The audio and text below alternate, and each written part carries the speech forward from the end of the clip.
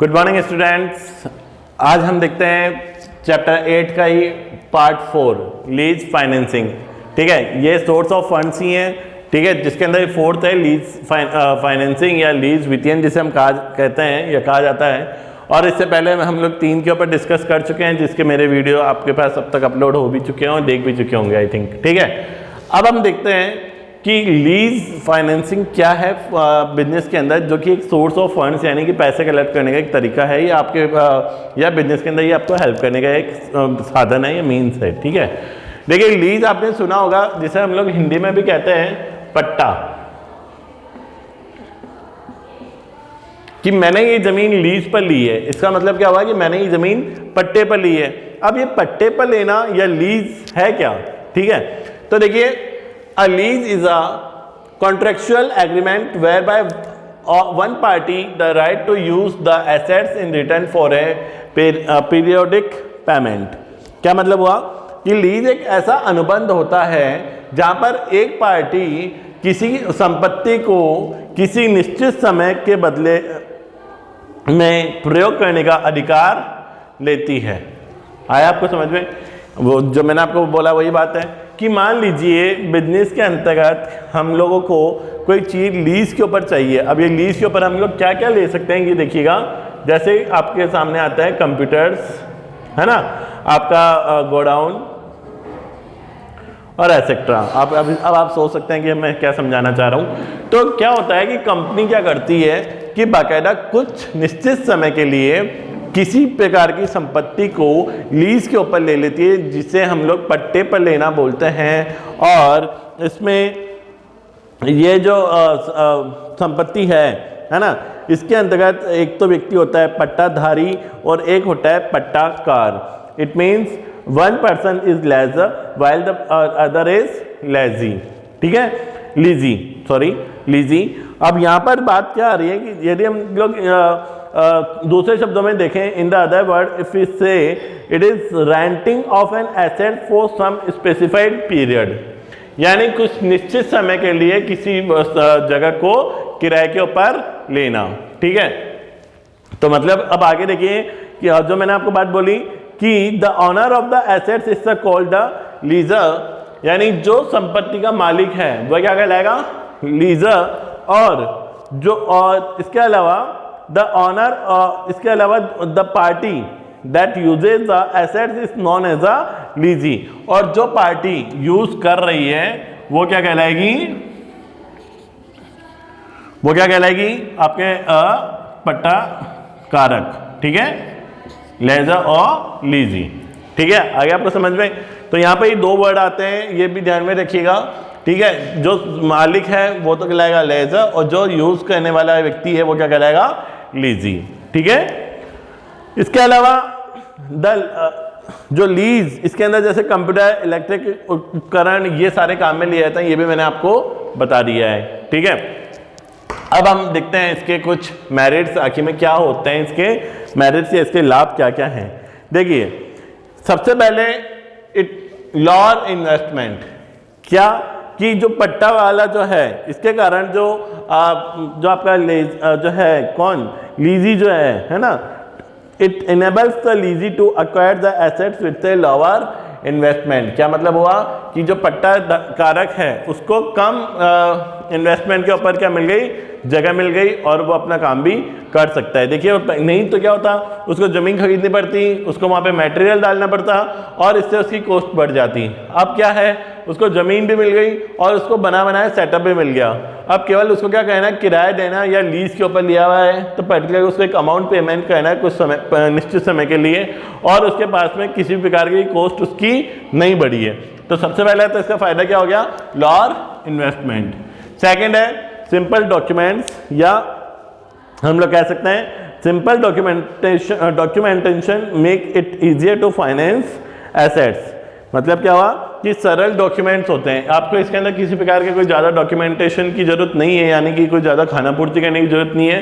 केवल आपको एक तरह से शपथ यानी आपको डिक्लेरेशन करना होता है, और उसके बाद में फिर आपको पर्टिकुलर समय तक के लिए एक निश्चित धनराशि आपको चुकानी होती है। ठीक है, एंड द नेक्स्ट इज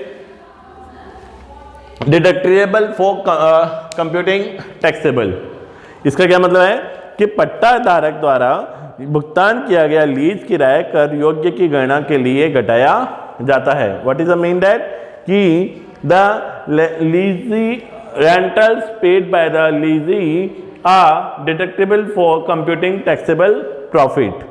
ठीक है, यानी कि जो कर योग्य लाभ की जो आप गणना कर रहे हैं ना, उसके अंदर आपके पास में आप इस जो रकम है, यानी जो आपने रेंट किराया जो दिया है वो डिडक्ट हो जाएगा, वो लेस हो जाएगा। ये अकाउंट की टर्म है जो आप कभी करोगे तो आपको समझ में आ जाएगा, या आप उसके अंदर आपको डिडक्ट करना होगा लीजी रेंट पेड। ठीक है, इसके बाद जो है नेक्स्ट वो है withdraw without deducting the ownership और कंट्रोल। क्या मतलब हुआ इसका कि इसके द्वारा वित्त लेने पर स्वामित्व अथवा व्यवसाय नियंत्रण कम नहीं होता है। ठीक है, it means it provide finance without deducting the ownership और कंट्रोल ऑफ बिजनेस। ठीक है, अब आपने जब इसके द्वारा यदि आपने ऋण लिया या आपने किसी प्रकार की सेवा ली है तो आपको आपके जो ऑनरशिप है उसके ऊपर किसी भी प्रकार का फर्क नहीं पड़ेगा या प्रॉब्लम नहीं आएगी। ठीक है, और इसके अलावा एक और पॉइंट देख लीजिए कि लीज समझौते से व्यावसायिक इकाई की ऋण लेने की क्षमता पर भी कोई प्रभाव नहीं पड़ता है। The lease argument does not affect the डेप्ट raising capacity of an enterprises. ठीक है, और इसके अलावा एक और है जो है कि पट्टाकार ही अप्रचलन के जोखिम को वहन करता है। इससे पट्टा धारक को संपत्ति के पुनर्स्थापन के लिए अधिक अवसर मिल जाता है। The risk of obsolescence is borne by the lessor, thus allow greater flexibility to the lease to replace the assets। ठीक है, तो ये ऐसे कुछ मेरिट्स है जिनके बारे में मैंने आपको बता दिया है। अब हम देखते हैं इसके लिमिटेशंस। अब इसके लिमिटेशंस क्या हैं देखिए।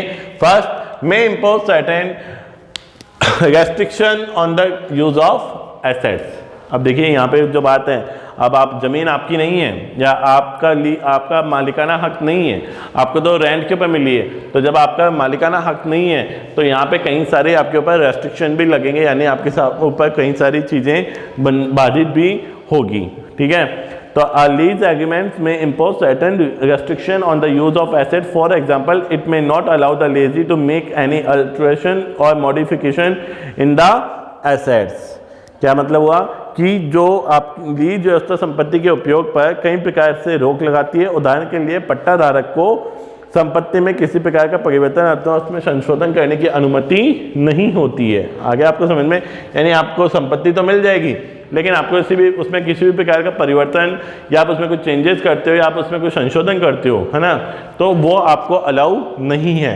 आपको सिर्फ संपत्ति दी गई है, आपको वापस जब भी आप वापस लीज का कॉन्ट्रैक्ट पीरियड खत्म होता है तो आपको सेम उसी तरीके से आपको वो संपत्ति वापस लौटानी भी पड़ेगी। या लीज का या रूल में यह होता है। ठीक है, सेकेंड है lease is affected if not renewed, कि पट्टे का नवीनीकरण न होने पर सामान्य व्यवसाय संचालन प्रभावित हो सकता है। द नॉर्मल बिजनेस ऑपरेशंस में be affected in case of the lease is not renewed. यानी अब आपको क्या है, आपका जो लीज वाला टाइम था वो खत्म हो गया है, तो यदि टाइम खत्म हो गया है तो आपको उसको वापस रिन्यू करवाना पड़ेगा, और यदि आपने उसको रिन्यू नहीं कराया तो ये आपके बिजनेस के ऊपर भी अफेक्ट डालेगा, ये उसको भी प्रभावित करेगा। ठीक है, और इसके बाद नेक्स्ट है lessee never becomes the owner of the assets. देखिए, संपत्ति यूज करने से ऐसा मतलब ये नहीं है कि वो उसका मालिक बन जाएगा। ठीक है, ऐसा नहीं होगा। मालिक हमेशा कौन रहेगा, आपका लेजर। ठीक है, ये मालिक रहेगा, पर जब तक वो संपत्ति यूज कर रहा है वो एज ए उसका एक तरह से क्या हुआ, टेनेंट, किराएदार ही कह सकते हो आप लोग उसको। ठीक है, तो वो कभी भी उसका ऑनर नहीं बनेगा। ये बात भी आपको लीज के कॉन्ट्रैक्ट के अंदर लिखी होती है। ठीक है, और उपकरण यदि अनुपयोगी है तो पट्टाधारी लीज अनुबंध को इसकी निर्धारित अवधि से पूर्व ही समाप्त करना चाहता है तो इसके लिए ऊंची राशि का भुगतान करना पड़ सकता है। इसका एक और पॉइंट क्या है कि It may result in high payment obligation in case the equipment is not found useful and the leasee opts the premature transmission of the lease agreement. कि यदि मान लीजिए आप संपत्ति यूज़ करने लग गए और आपको लगने लगा कि ये आपके लिए उतना बेनिफिशियल नहीं है या ये आपके लिए अब आप उसमें कुछ प्रॉब्लम फेस हो रही है और अब आप चाहते हैं कि अब आप उस कॉन्ट्रैक्ट को तोड़ दें, एग्रीमेंट को तोड़ दें, तो उसके लिए आपको क्या करना पड़ेगा, आपको एक हेवी राशि यानी जो कॉन्ट्रैक्ट तोड़ने के नियम के अकॉर्डिंग होगी वो आपको उसको फिर वापस पे करनी पड़ेगी। यानी कि आप यदि समय से पूर्व यदि आप उस एग्रीमेंट को तोड़ते हैं, है ना, ब्रेक करते हैं, तो उसके लिए आपको कंपनसेशन में आपको लीजर को जो है एक पर्टिकुलर अमाउंट या हेवी अमाउंट आपको उसको देना पड़ेगा। ये भी इसके अंदर नियम है, रूल है, ठीक है। तो यहाँ पर अब आपको समझ में आ गया होगा कि लीज रिटेन या लीज फाइनेंसिंग क्या होता है, ठीक है। तो अब आप लोग अपनी बुक्स के अंदर भी इसको एक बार पढ़ लें, रीड कर लें, आपको अच्छी ढंग से समझ में आ जाएगा और एग्जाम के हिसाब से ये भी थोड़ा पॉइंट क्या है, इंपॉर्टेंट है, ध्यान रखिएगा, ठीक है। सिर्फ लीज के बारे में पूछा जाता है, व्हाट इज लीज या what do you understand by the lease, और इसके अलावा इसके कभी कभी मेरिट्स या डिमेरिट्स में से या फिर केवल मेरिट्स या डिमेरिट्स भी पूछी जाती है, ठीक है। तो आप लोग जब तक मेरा नेक्स्ट वीडियो आएगा उसमें हम लोग एक अलग सोर्स लेकर आएंगे। Till then bye bye, take care.